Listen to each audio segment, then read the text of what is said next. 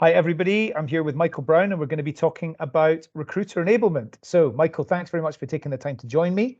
Give us a quick introduction to you. Thanks, Adam. I'm Michael Brown, as you said. I'm the VP of Global Talent Attraction at Snyk. Terrific. Okay, tell us, from your perspective, what's recruiter enablement all about?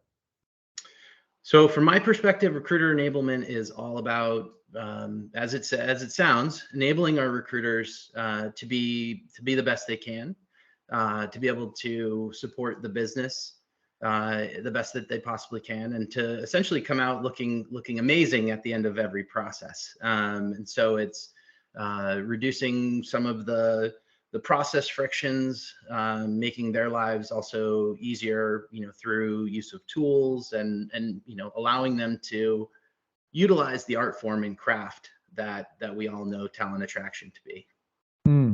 Yeah, absolutely. Okay, so are there any specific things that you've done or that you've seen done well that you would recommend? And I think conversely, is there anything you think actually no, don't do that. That's a bad way of trying to enable recruiters. Yeah. Well, let's start there because that's an easy way to start. So some of the bad ways I'd say are that I've seen is sharing of old materials. In TA, we create a lot of things, whether it's process docs or maps or plans. And in a lot of ways, we create a lot of iterations and versions of those. And so I think having version control and not necessarily sharing old versions is really important, especially because things move and shapeshift so fast. Yeah. I've seen that happen quite a bit. I also think, having a plan, is better than no plan. And so just having a recruiter start and join your team, and not without having any intention or plan for what they're going to do from a company to team level onboarding, I think is just a recipe for disaster. And so, having some sort of enablement plan, whether it be, who they're going to meet with, to a buddy, to what are the tools and systems you want them to set up over the course of their first, week or months, down into like the goals and the OKRs for the team and the organization. I think those are just so important to be, front and center in the early days. Yeah. Some of the things that, some of the things though that I've done that can be really helpful, I think one is having an onboarding plan. So mapping out, with intention, who are the go-to people for these people to meet, and who are the people that are going to help support the objective and the outcomes that you hope for the TA partner. Whether it's, having them meet with the business partners or having them meet with the stakeholders they're going to support or the other TA partners. I also think assigning different roles to people on your team to help support that onboarding and enablement works really, really well, especially if you don't have a centralized enablement function. When you do, it's great to be able to, have, somebody go meet your enablement partner and, really bring them up to speed on the tools and the processes. But without that, you can, I think, have a meaningful enablement function come to life, by having specialty, functions on the team where people get a chance to take ownership around something, whether it be around the scheduling tool or it be around how to sell the RSUs or, like any of those pieces that become, opportunities for expertise. Yeah, no, some great things in there. I think in a lot of cases, a recruiter joins a team and they do their company induction on day one, and then on day two they get told get on the phones. And I feel like what you've just outlined there is really important, how to avoid that. For a manager, if there is no like enablement team for a manager, that might feel like it's a bit of work to be done there. But presumably the benefits are a lot bigger than the effort that goes into building this, like, proper onboarding, who to meet, and here's all the tools and here's the processes. the other thing you said was about version control, and yeah, I see it all the time. People like candidate replies back, "Hi, that link's broken." Yeah, all the time.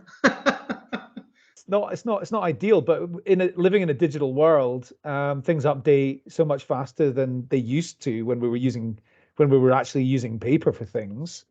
Yeah, And so yeah, version control is something that it can make the difference between a really bad impression of the company and a really good impression of the company, just making sure that things are working and that totally. they're right about where the office is or Yeah. about.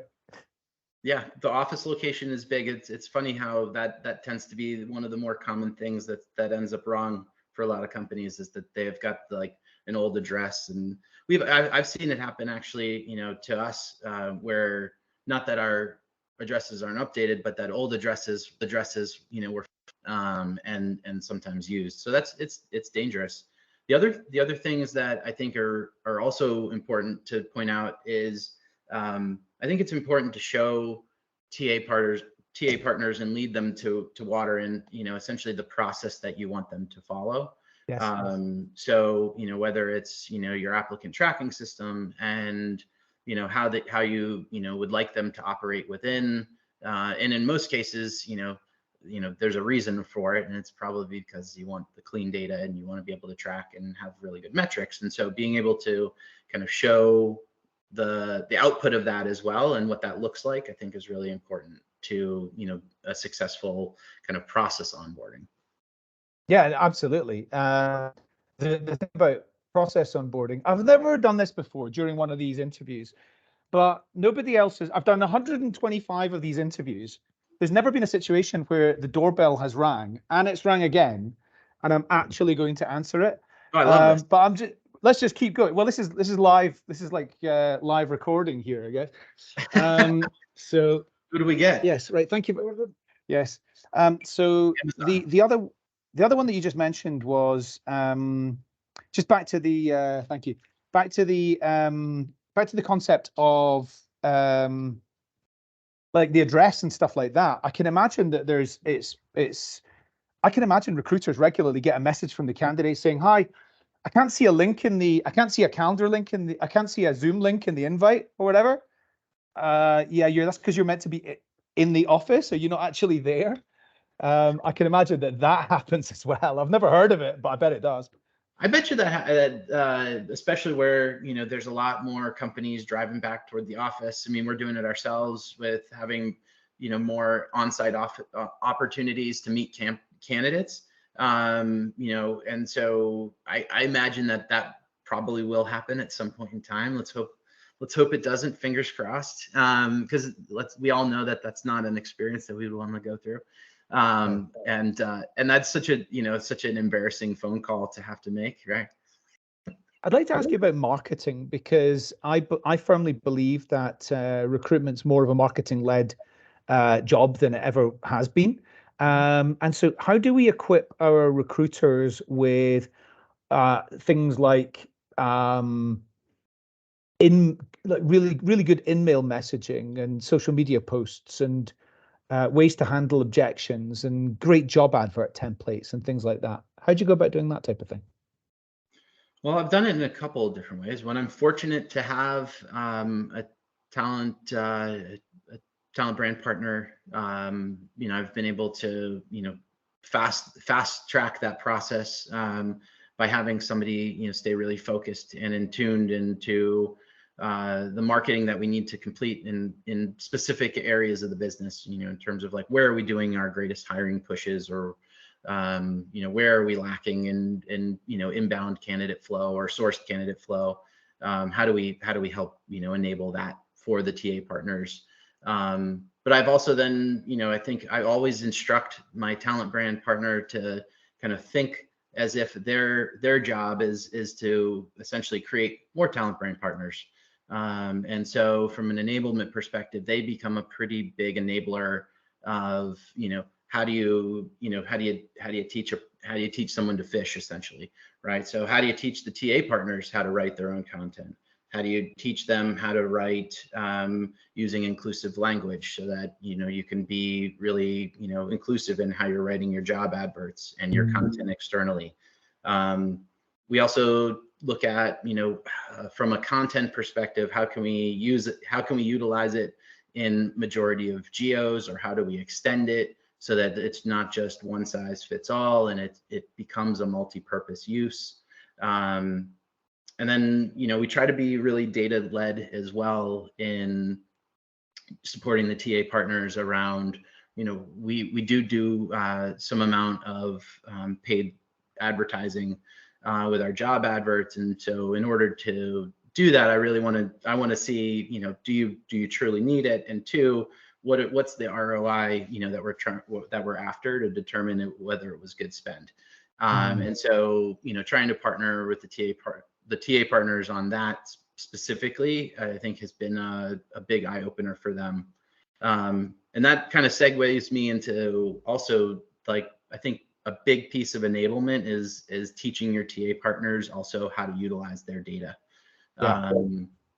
It's super clear to me that this is where we all need to go as TA leaders, that more data-driven decision making, away from the I thinks and of the world and into, a data, driven conversation is so powerful. And so we've been partnering with my ops team, as well as one of the TA partners on my team, she's leading the charge on a data training for the rest of the business, or the rest of our TA business.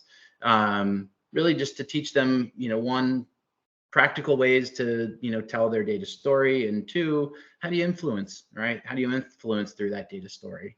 And so giving lots of tips and tricks and practical ways to do that has been really, really, I think, eye-opening for the team, and also just increases our capabilities, that we can deliver to the business. Wonderful. Michael, thanks so much for your time today. You've given us a lot of different things to think about. Sorry for my interlude in the middle. It's fun. It's raw. It's raw. It's not the most finessed show in the world, so I don't really care. But anyway, yeah, thanks for putting up with that, and looking forward to seeing you again soon. Thanks, Adam. Cheers.